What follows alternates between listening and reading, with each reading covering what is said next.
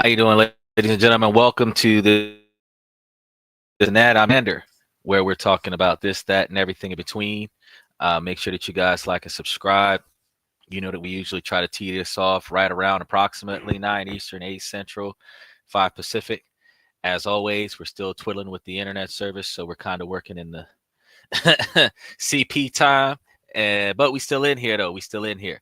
Uh, if you guys want to add your 2 cents in on the topics for today, make sure that you hit that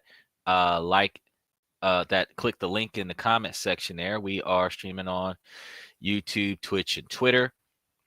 Right now, TikTok is not accessible to the United States, but word on the street is that Trump is supposed to undo that. So I will definitely be doing a follow-up to see if they're going to bring back to life the accessibility of TikTok to the American public. Either way, until something changes, we are dark on TikTok. So today, for the rest of you guys who can still see us, we are talking about some of the most profitable countries that you can invest in with little capital. So you don't need a lot to get in over there. For one reason, the currency exchange between the countries that we're about to talk about and U.S. government is that one U.S. dollar goes a heck of a lot farther in one of those countries as opposed to how far the US dollar goes in the United States with inflation. So when you think about this, when we start talking about international trading and international investment, certain countries where $1,000 is equivalent to $100,000, if you were to invest 1,000 US dollars into another country's economy, you would actually be investing over 100,000 of their currency into their stock market, which if you're looking at 10, 20, 30, 50% returns, that $1,000 would be gaining, $500 of US currency interest on that particular stock option in their country, which is going to be in some scenarios a little bit more profitable for the smaller investor than trying to put $1,000 in the U.S. economy with a 5 or 10% return. Now, think about the fact that you have offshore investments where offshore money is not necessarily tracked by the U.S. government, but you can report it. IRS technically expects you to report it, but if you send your money to another country, you have bank accounts around the world, you have investment capital around the world, you're kind of operating like Raymond Reddington off of Blacklist, and you know, uh, a third world country or a non-American country is not going to make you pay U.S. taxes. Let's just put it like that.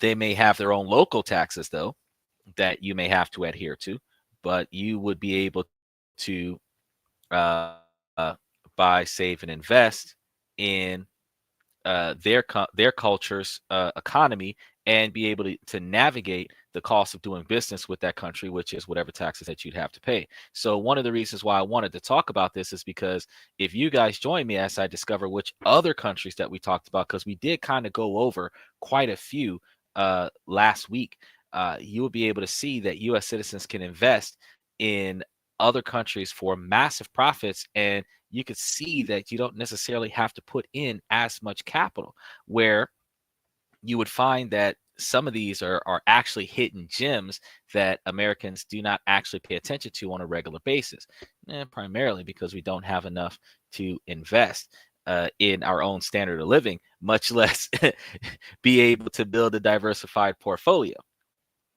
Regardless of the fact, international investing is an incredible way for U.S. citizens to diversify their portfolios and tap into new markets. But many are hesitant to take the leap. The idea of investing abroad can be intimidating immediately, especially when you're looking at non-familiar territory with the local regulations and customs. However, the potential for massive profits is too great to ignore for this and that when we're talking about this, that, and everything in between.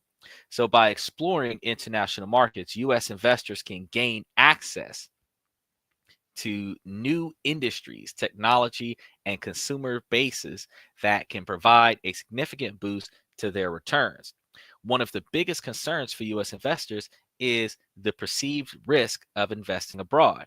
Many worry about the stability of foreign economies, the potential for currency fluctuations, and the complexity of navigating international regulations. Others may be hesitant due to concerns about political instability, corruption, or even cultural differences. And then there are fears of the unknown. What if I invest in a company that doesn't operate under the same standards as those in the US? Well, before we go any further, you just have to understand that unless you're operating in North Korea, there's not too many countries that are going to not like Donald Trump right now. So if you are investing in other countries, you got to look at some of the countries that Donald Trump is investing in. Because if you invest in those countries, look at the countries that Elon Musk is investing in. Because if you're investing in those companies, guess what? You're going to be receiving the same positive return that they're investing in. But we're going to be talking about something a little bit different than what those guys are up to, because I mean, they're already billionaires. When a billionaire cabinet comes together, I don't know what to tell you. However, the rest of us, bottom 99%, we're going to try to make it up there eventually. So another common misconception is that international investing is only for ultra wealthy or institutional investors. Many people assume that you need millions of dollars to invest abroad, but that's simply not the case. With the advent of online brokers and investment platforms, individual investors can now access international markets with relative ease from the comfort of your own home. And it's not just about buying stocks. There are a range of investment options available, from real estate to private equity and venture capitalism. Despite the misconception, many US investors are starting to realize the potential of international investing by diversifying their portfolios across different regions and asset classes. Investors can reduce their risk and increase their potential returns. So, where should you start looking? I mean, there's a lot of countries out there, but let's take a look at some of the countries that are emerging as lucrative investment opportunities. Colombia, we talked about last week, for example, has made significant strides in recent years with a growing middle class, and a thriving economy. Chile is another country that's gained attention with its highly developed financial sector and strong institutions. And then there's Vietnam with its rapidly growing economy and increasingly important role in global trades and weddings. You can not only go out there and put you a bunch of money in Vietnam and get you back some nice capital gains, you can also go over there and put your effort into a nice wife that will give you a lot more respect than an American woman. So while we start talking about that, we're going to slide into Pakistan. Now, we haven't talked about Pakistan since, we had some of the tallest buildings in America get redeveloped. But the fact that Pakistan right now, with a projected GDP growth of 38.1% in 2024, offers a high return on investments, particularly in sectors like technology and agriculture. So you could invest in farmlands, you can invest in mining, you can invest in crops and whatever else is going on over there, or you can invest in technology. If you invest in technology, most countries are working on technology. And if you invest in technology, you are going to get some profitable returns. And the fact is that the US dollar goes so far in a country like Pakistan, to the fact that if you put up $1,000 in Pakistan, like I said earlier today, it could be valued as much as $100,000 in Pakistan, which means that if you gave them, take you all your year to put together $1,000, give it to Pakistan. Pakistan's like, woo, 100 grand. And then they take that and they flip it. You're making money. and now your $1,000 turns into $2,000 in less than 2 years, turns into $10,000 in 20 years. That's just off $1,000, just hypothetical speaking. Because when you're looking at a 38% growth rate in their GDP, a 38% growth rate is almost half, which means if you put up $1,000 and you're getting a 38% return, then that means out of your $1,000, you're looking at $380 return every year in US dollars. But in Pakistan dollars, that's going to be a little bit different. Still, that's one of the concerns that people have is the currency exchange. Now, when we're talking about Vietnam, we had mentioned Vietnam a moment ago. Vietnam's economy has a strong manufacturing and export sector, and this country is seen as favorable destination for foreign direct investments due to its young workforce and improving infrastructure, which means that you can invest in places like Vietnam and you could turn out a larger profit in a reasonable period of time. Now, I know I mentioned before, in addition to Vietnam, I've also mentioned the Philippines. And the Philippines has a growing economy with a focus on business process outsourcing, so BPOs, and again, the technology sector, where their projected GDP growth is 5.9% in 2024. So 5.9%, kind of on par with what we're getting from US investments if you're looking at investing into banks and CDs and stuff like that. But you're also thinking about the fact that if you're growing this interest rates in money in the Philippines and you go to the Philippines, guess what you can spend in the Philippines? Now you don't there goes your concern. People say, oh, what about the exchange rate? Well, if you're living in America, you stay in America and you only stay in America. You send your money overseas, you're going to have to pay the currency exchange rate, regardless of what you do, whether you do it now or you do it later. Then when you go overseas, then you're going to deal with the investment. Once you invest the money over there, remember I told you guys we did this, I do believe last week on the show, getting you foreign banks. If you go and get you a foreign stock option, you should definitely get you a foreign bank in the country that has the stock option. That way, any dividends paid from your investments goes into the foreign bank that has your stock option. Now, to ease your mind about what about the exchange rates? When are you going to spend that money? When you go to that country for vacation. So you've got some money invested in the US, you put some money in the Philippines, you put some money in Vietnam, you put some money in Pakistan, and when you go to those countries, that's when you tap into your finances whenever you need something. So now you're not even packing bags. You're literally buying a plane ticket, clothes on your back, flying to that country, and the most information that you have with you, you might have you a little satchel or something like that, and the most information that you have with you is your identification and the proof of ownership of whatever accounts that you have in the country that you're flying to. That's pretty much it. Because when you go to that country, you're going to buy your clothes while you're out there. You're going to buy your stuff. You might buy suitcases. You might buy suitcases in the US and then say, oh, I'm going to fly over there with empty suitcases. And then I'm going to fly back with suitcases full of souvenirs that I can give to my family and friends. You could do that too. But you're going there where you're going places where your money is. Don't you guys remember when we were growing up and our ancestors used to tell us, put your money where you live? Well, if we're doing a reverse with this, we're going to where we put our money. So your home is where your hat is, and typically you put your money where you lay your hat. And typically people try to keep their money under the mattress in their house.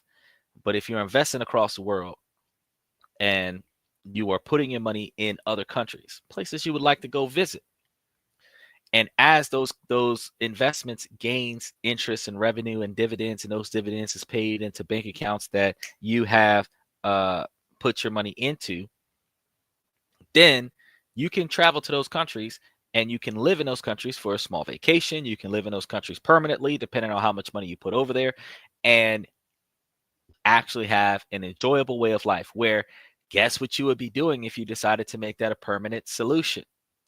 you would be redirecting your US capital to your foreign offshore bank accounts. So again, you're still going to be dealing with a currency exchange. So whether you make all of your money in the US and then you send it to another country so that you can live over there, or if you make all of the money in another country and then you go over there to where your money is, it's still going to be the same thing.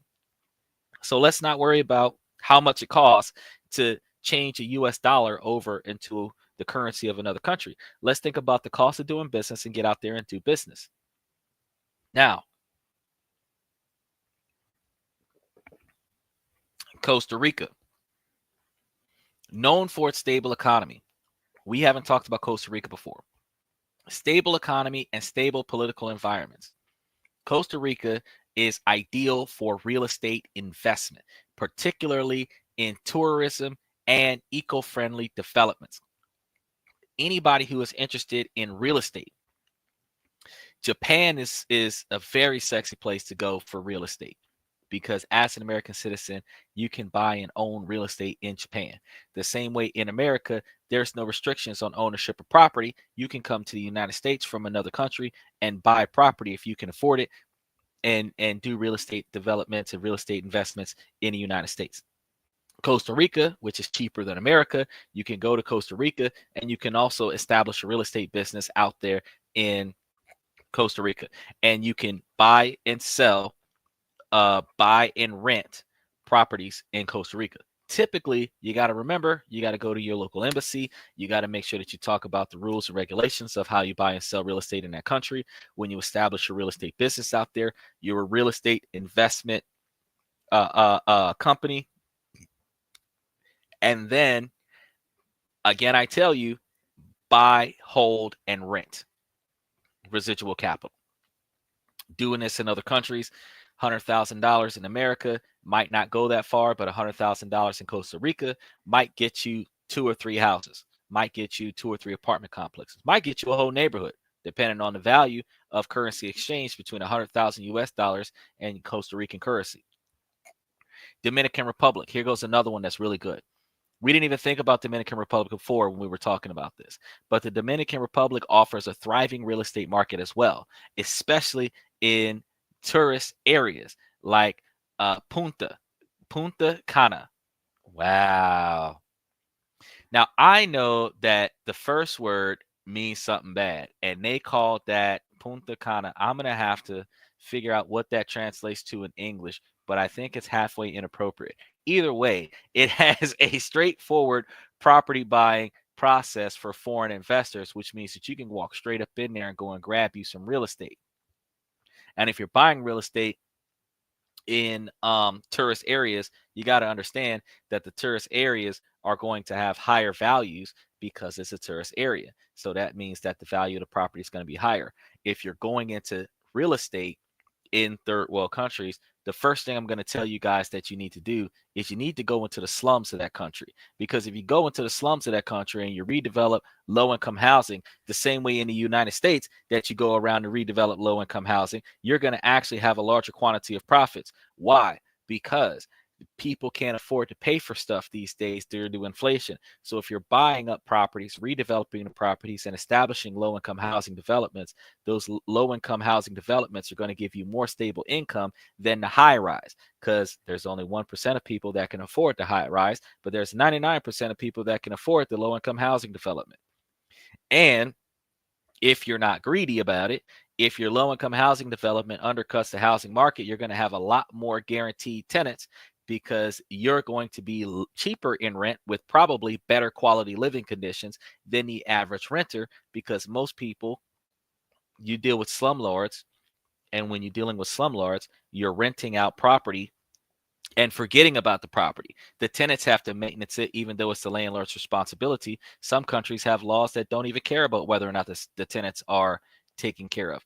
And that's an issue. So if you're the type of landlord that buys a property, takes care of the property, makes sure that the tenants are satisfied, you actually increase the value of the property itself, and then you increase the satisfaction of the tenants without strong necking them and taking all of the money out of their pockets to increase your own personal profits. You're going to make money one way or another. You're going to make money.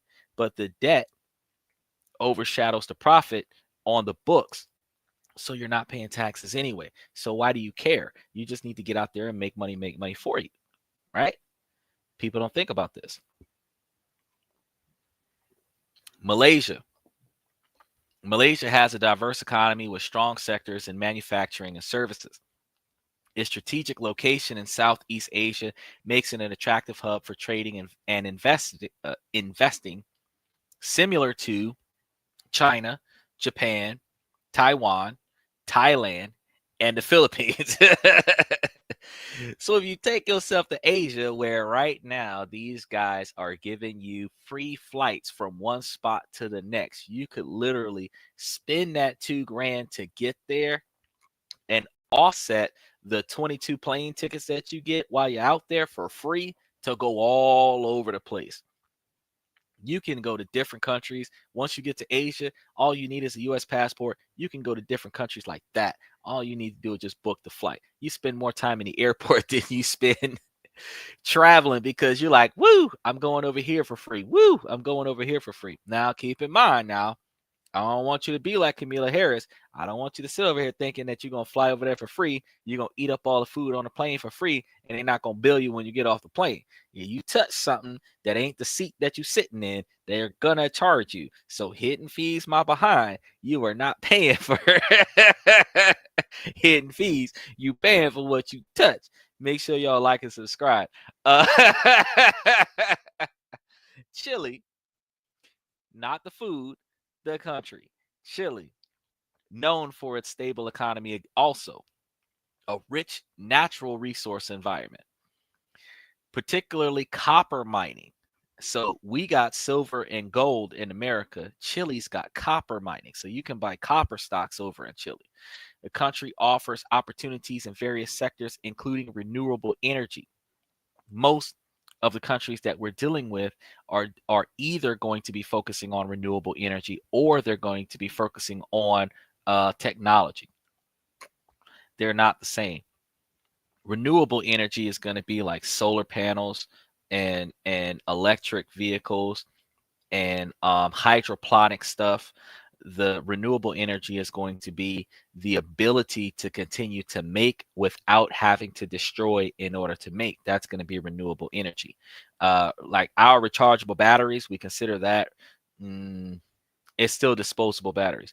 But the fact is, when you're dealing with renewable energy, you're dealing with the ability to gain more power and more resources without having to destroy your environment to get it. So remember in Amish country when they had the big water wheel and the water wheel was attached to a machine that created a generator that creates electricity, and that's how you got electricity. That's the kind of renewable resource. The windmill that you see in the fields in Ohio and Oklahoma and stuff that generate electricity, that's renewable resources. Solar panels on the people's houses in Florida and California, that's renewable resources. So these guys are working on ways to improve renewable resources. And then when you think about how fossil fuels are non-renewable, United States has about 100 years of fossil fuels left, but they have probably the most fossil fuels in any one country. Think about the fact that if you're using renewable resources, you don't need to burn fossil fuels for transportation if you're utilizing electricity or hydroelectric vehicles to power your vehicles. So all of that plays a huge change in economic advancements, and that's what you're investing in is economic advancements. You're not just buying into a mom and pop shop in another country that may or may not succeed. But if you find a mom and pop shop that's like a hidden gem and everybody goes over there to eat, and you go and invest into that mom and pop shop, you can become a shareholder in that mom and pop shop where you're entitled to receive capital gains from that mom and pop shop on a regular basis, far more than what you invested in the mom and pop shop, because you're probably going to offer them 5 or 10 years worth of money with the expectation of 10 or 20% return based on whatever the local laws are, where you might actually be able to make over the course of 10, 15 years double what you invested into that little mom and pop shop. But that mom and pop shop would thrive, ideally, because of what you did for them, which could also end up giving you a free meal every day. You can throw that into the contract. Further, United Arab Emirates, UAE. This is one of those other countries, particularly Dubai. Oh, I did not look at this. Now, remember I told you guys about Dubai? I said, man, we got to look into Dubai. We got to figure out what Dubai is going to do. How do these guys make money? I actually was not paying attention when I put this together, and I've stumbled across Dubai, who has well-regulated real estate markets with high rental income potential, the absence of property taxes, which further enhances its attractiveness to foreign investors. So if you're not doing nothing else with your life besides flying yourself to Dubai, where the women get an allowance and the women follow instructions, you can fly to Dubai and you can buy you some housing.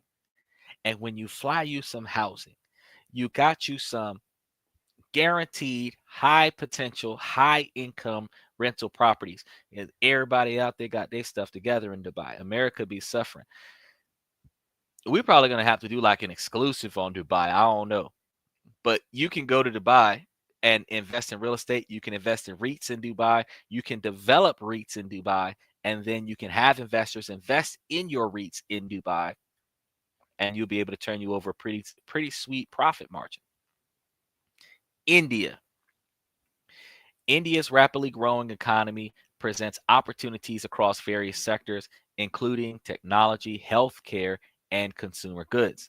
Now, India ain't going to help the United States right now with the healthcare part, but the fact that they have technology as their forefront, healthcare and consumer goods, you can follow their consumer markets and be able to tell what their stocks are looking like. But technology in and of itself will be a fast growing market to get into, and healthcare is also a fast growing market to get into because everybody got bad health and nobody wants to pay for a doctor, but the doctors want $500,000 to come and take a look at you.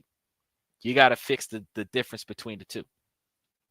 Elon Musk is going to make some robots that have PhDs in fixing people. The country's larger populations provides a vast market for products and services, which is one of the reasons why they have a very good economy for products and services. But you are able to invest in their market and turn about a larger quantity of proceeds. And when you think about how India has a very, very attractive exchange rate between them and the United States, you could still, like I said before, go over there with $5,000 or $10,000 and you'd be investing a lot of money into whatever they've got going on in their country. So you don't have to be top 1% to invest in other countries. When you're going to other countries from the United States, when the United States dollar is weighed 100 to 1, 1,000 to 1, 10,000 to 1, and if you're going over there and you're bringing $1,000 at 10,000 to 1, you've got $10,000. You know what I'm saying? Well, actually, you got like $1 million if you're doing 10,000 to 1. But the reasonable factor that we're understanding here is if you're going to another country and the US dollar is valued significantly higher than that culture's currency, you are able to go to another country, put your money there, and it's a small amount of money, and it's going to give you massive returns. That's what we wanted to identify. It's not just about how much money you can make in the US, it's how much money can you make worldwide. In addition to these countries, there are many other countries that offer exciting opportunities for investments, from the tech startup of Israel to the natural resources in Peru. There are countless ways to tap into the growth and innovation happening around the world, but which countries offer the most potential for the massive profit? That's one of the things that we have to come to understand. After digging into the data and researching the markets, I've identified the top 3 countries that stand out as hidden gems for US investors. Now, I told you this before. One of those is Singapore. Singapore offers a highly developed economy with strong focus on finance and technology. The country's business friendly environment and highly educated workforce make it an attractive destination for investors. Indonesia, which I haven't mentioned before, is another country that's worth considering with its massive population and rapidly growing economy, providing a wealth of opportunities for investors. And another one that we have not paid attention to in most recent times, but I think I've mentioned it once or twice before, Mexico, which has undergone significant reforms in recent years to attract foreign investors. From its highly developed manufacturing sector to its growing tech industries, Mexico offers a range of opportunities for investors. Now, one of the things that I also know about Mexico that you guys got to pay attention to is that in Mexico, they actually had kicked all of the American expats out of the country because they were spending US dollars in the country and raising the value of products, which was bad for the locals. And that was damaging the country's economy. So, to offset the inflation, they sent all the US citizens back. You could fix that problem by simply going to Mexico, going to a bank, currency exchanging, opening up a bank account, and then spending Mexican dollars on Mexican stuff. Instead of saying, all I have is $100 bill, knowing that that $100 bill goes, $10 in Mexico goes a long way. And you going out there trying to feel like you're Hugh Hefner or something with throwing down $100, like, oh, all I have is $100 bill. And then now you're making a country that's not as rich as America, not as expensive as America, start raising all their prices. Because if they have a few hundred Americans coming over saying, oh, I'll give you $100 for it, bro, like that, or I'll give you $10 for it because you know that it's cheaper than what it is in America, but it's actually worth like $3 in their current currency. You just got to understand that going to Mexico with US dollars and then spending US dollars in their country instead of going to their country, going to a bank and getting that money in cash in their peso, that's a reckless move.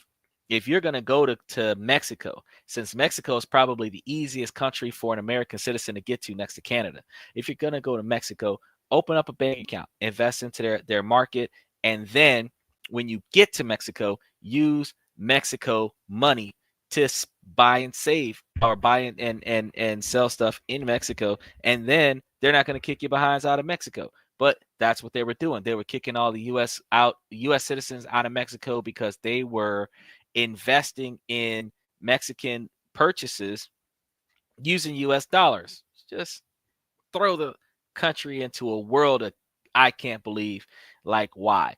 And all because those of us that are lower middle class or middle class want to feel like you're somebody ego wise. You go to Mexico and you're waving around $100 bills and $20 bills like, oh, I'm balling. Bro, that is ridiculous, because actually, from the investor's mindset, wouldn't you prefer to pay what it is worth in their country than to pay what is worth in the United States, when what it is worth in the United States is 15 times more than what it's worth in their country? Truth, I would just go to a bank and just, you know, change over currency and just not do that and save money. And really, top 1% more often than not buys it more affordable than they buy it expensive. That's how they save money. Then, when they make 10 times more than what they originally started with, that's when they start investing a little bit more money on buying something a little bit more expensive. But they're still buying practical, they're still buying durable. Only the broke minded people go for broke $100,000 in one night. Only the broke minded people do that. Now, for a billionaire, $100,000 in one night is nothing. But a millionaire, $100,000, that might be a half a year's income. You might want to tighten up that belt a little bit.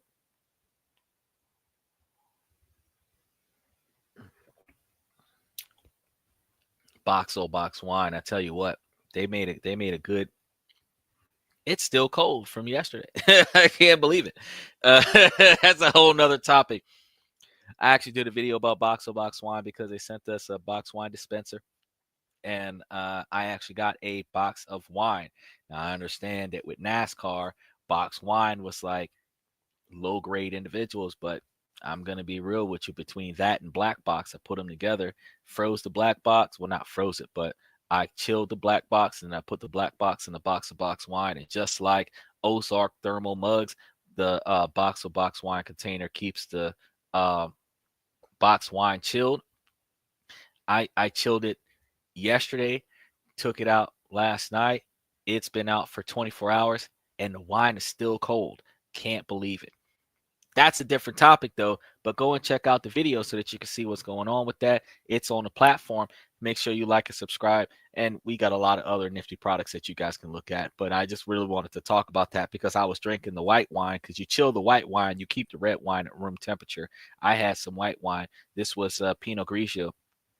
Very, very elegant wine. And box wine made it taste excellent. I really thumbs up. I just got to throw those guys out there because they did a good job with their product. So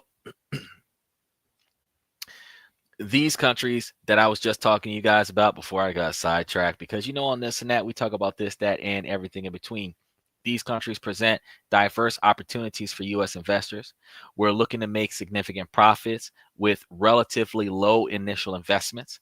And when you're reinvesting the profits from your initial investments, you would be able to enhance your portfolio by magnitudes, where you don't have to continuously send US dollars over to that particular investment portfolio. You send a chunk of change over there, and when it pays your dividends in that currency's bank account, then you reinvest that money back into that stock and get even more dividends off of those stocks.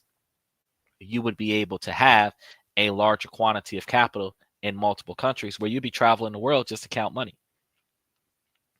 But remember, factors such as economic growth rates, favorable business environments, and emerging markets make these destinations attractive for various types of investors, including real estate, stocks, and business ventures.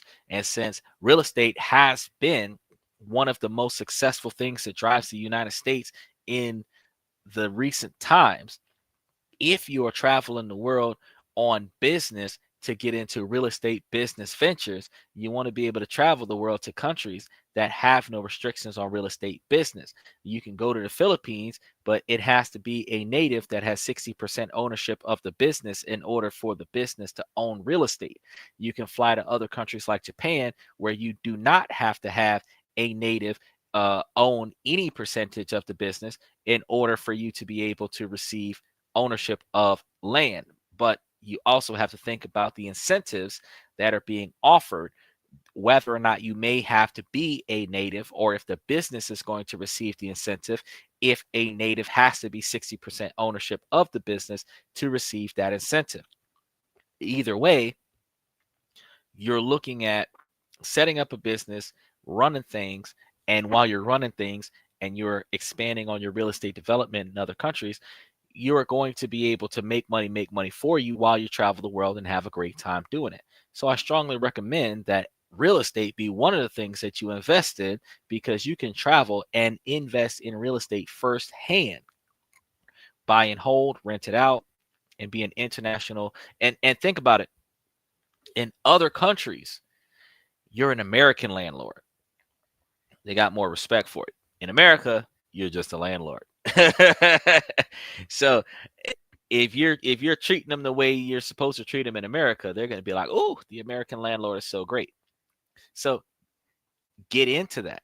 At least real estate in addition to other things. But when you're doing stocks and bonds and mutualities in other countries, that's a way for you to put your money there on autopilot and let it do its thing. Business ventures is going to be a little bit more dangerous, because you're listening to this idea and then you're treating it like Shark Tank. If it's a good idea in your mind, you'll invest in it. And if it's financially successful and they don't swindle you and run off with the money, then you're reaping the rewards of that investment. but you're playing against a risk assessment, and you're going to have a contract where these people are going to be entitled to give you a certain quantity of capital.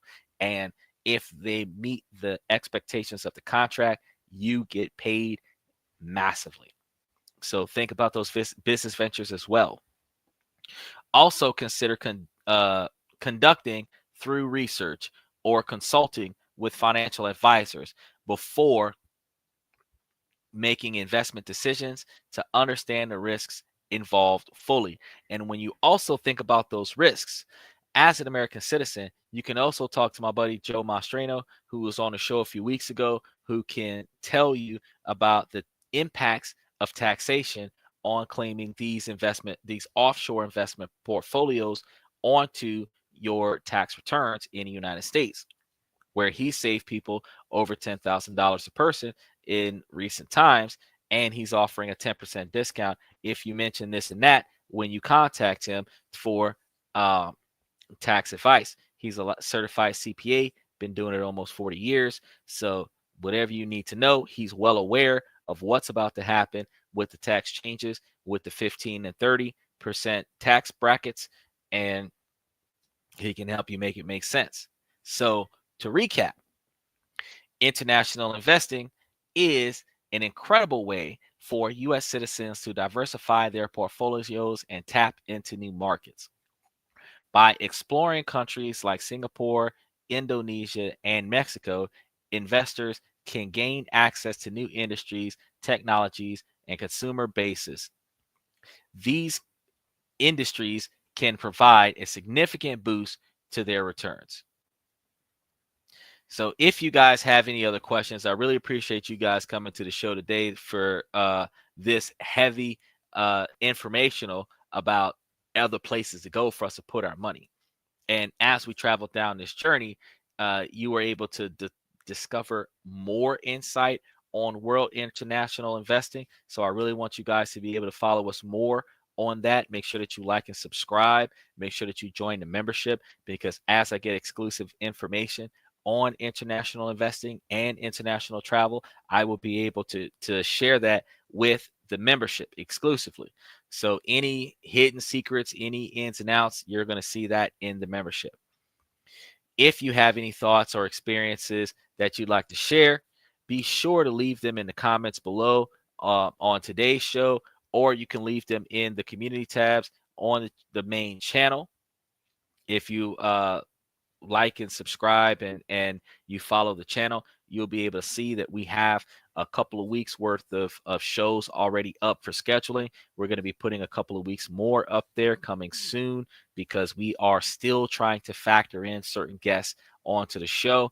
And when you're dealing with human error, we've got to fluctuate what episode is going to be aired today. So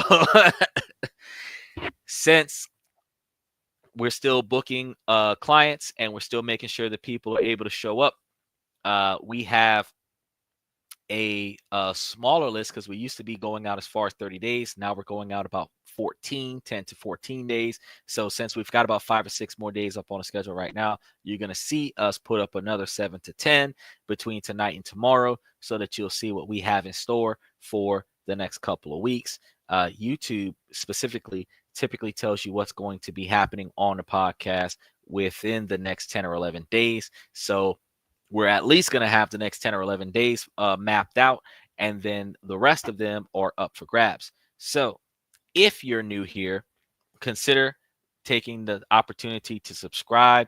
And if you're looking for more videos on investment strategies and tips for growing with your wealth, make sure that you reach out and give us a nifty hello, and give us whatever questions that you want to ask us about real estate investments, stock options, and business ventures that may potentially help you make the best financial decision that you could potentially make with the type of business portfolio that you guys are trying to formulate.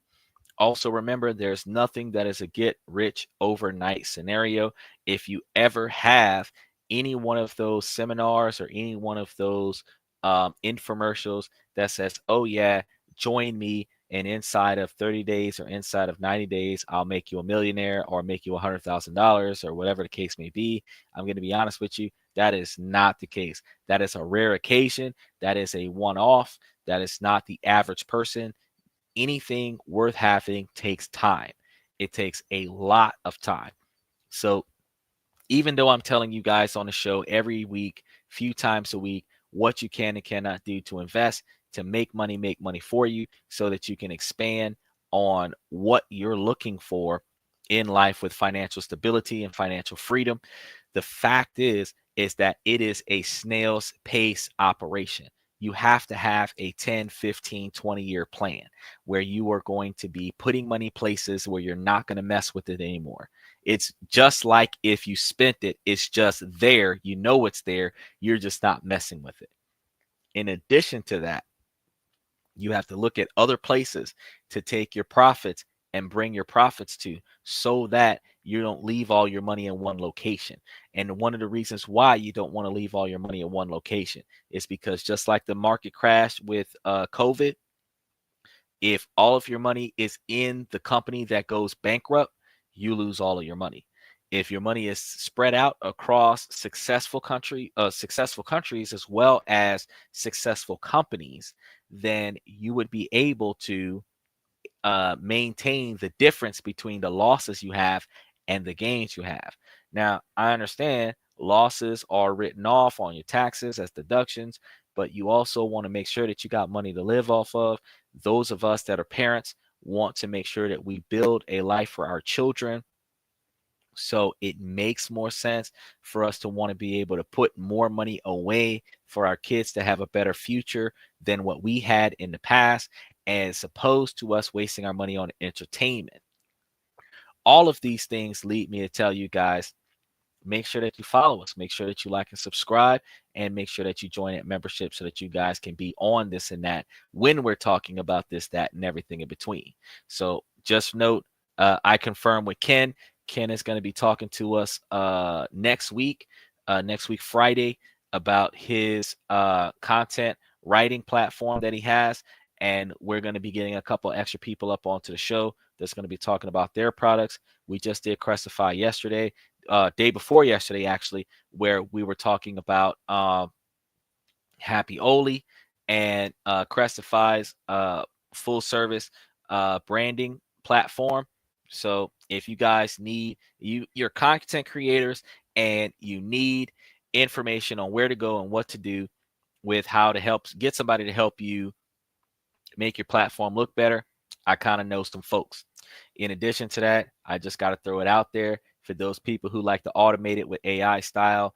That right now I'm operating off of Opus Clip, I'm operating off of StreamYard, and I'm also operating off of vidIQ, which is like 75% of not my manual labor on my podcast right now, from scripts to titles to SEO, keyword search. So I strongly recommend that you take a look at some of those. And I have those links in the show's description so that you can go to all the places that I've gone to help make my podcast a little bit better. I know that the picture is still working because T-Mobile is adding fiber and they're still trying to fix some of their 5G towers in the areas where I'm operating at. So as they improve, so will my internet connection. But if you start talking about like buying equipment, podcasting stuff, I've got a link for Temu in there. If you haven't heard of Temu, you should have. And if you haven't heard of them, there's a link in there for them where if you go in there, you can buy stuff at almost 10% of the value of what you buy it off of Amazon. So you can save you a little bit of money and still get you good quality stuff. It is a widely growing market, but it does have regulations. So you're not going to be able to go there to buy too many firearm accessories, but you can go over there and get some equipment like holsters and tack lights and stuff to that effect. Everything else that you're looking for, though, I mean, you could probably find that stuff on Temu, except for cars, but you can find accessories to cars. So just take a look at that place and figure out what you want to get.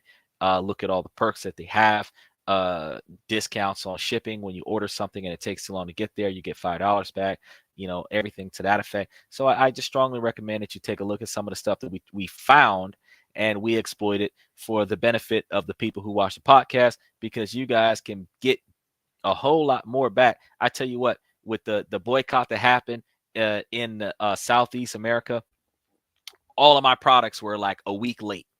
Man, every time I bought something, I got an extra $5 back. So guess what? Now I'm taking the money that I got back off of the stuff that I bought to go and buy more stuff. So you got to look at the system. Didn't Trump say that the system is broken, and he took advantage of it, and Musk took advantage of it, and Oprah took advantage of it, and Hillary Clinton took advantage of it? If you guys are going to take advantage of the way the economy is written, because for most of us that came here on that flagship, we thought we was getting a free Caribbean cruise, and that's not what it turned out to be. The laws ain't made for us. We just got to know how to use them. So since the laws aren't made for us, if we figure out how to benefit from the laws that exist in this country, what you can and cannot do, and you can do anything that the law says you that the law does not say you cannot do. So that means that whatever the law says you can't do, don't do that. But anything the law doesn't say you can't do, you're free to do. So by all means, as the freest Americans, well, the freest Americans are activists, and those activists have the most oppression. But the freest Americans live their life to the fullest within the confines of the law, but knowing the law so that they're not restricted by somebody else's personal preference. So instead of somebody telling you what you can and cannot do, understanding that what you need to do is already been done, and what you're supposed to do, you're in the process of doing. If you know what you can and cannot do in every country that you travel to, I'm going to tell you, you're going to be a lot more successful. So you don't have to worry about Kamala Harris coming to get you out of Russia because you're not paying attention to their laws. You can do what you got to do in America. Pay attention to those laws before you get to Russia, and then when you get to Russia, you follow their laws, because as I was always told when I was a kid, when in Rome, do what the Romans do. So when in Russia, do what the Russians do. When in the United States, you lose all respect for yourself and everybody else because you can do what Americans do. It's the way of life. Know the consequences of your actions before you perform the actions. Stand up for what you believe in, and defend that by any means necessary. Now, that's all the education that I got for you guys today. As I sign out, I'm going to tell you guys, ladies, as long as the situation doesn't make sense, I'm going to keep asking y'all to make it make sense. So ladies, make it make sense. And I really thank you guys for coming to This and That, where we talk about this, that, and everything in between. I'm your host, Xander, and tomorrow night's going to be the member-only podcast that's open to the public, where we'll be able to discuss the comments and questions from the comment sections of the podcast. So stay tuned for that tomorrow. Thank you guys very much, and I'm going to see you guys tomorrow night. Remember real quick, though, before I go, that we are live 9 Eastern, 8 Central, 5 Pacific. We sometimes start up a little bit later. Don't worry. We are on 7 nights a week. Even if we're late, we're always here. Sometimes we operate on CP time. Just got to let you know. But come and check us out tomorrow, see everything else that we've got going on, and make sure that you go back and see the show from the beginning, because you probably missed out on something that you needed. And if you didn't, you let me know, and I'll tell you what you need to know, because that's what we do on This and That and everything in between. We get all the information that everybody needs, from what we started talking about to what we finished talking about and everything in between. With that being said, have a good night.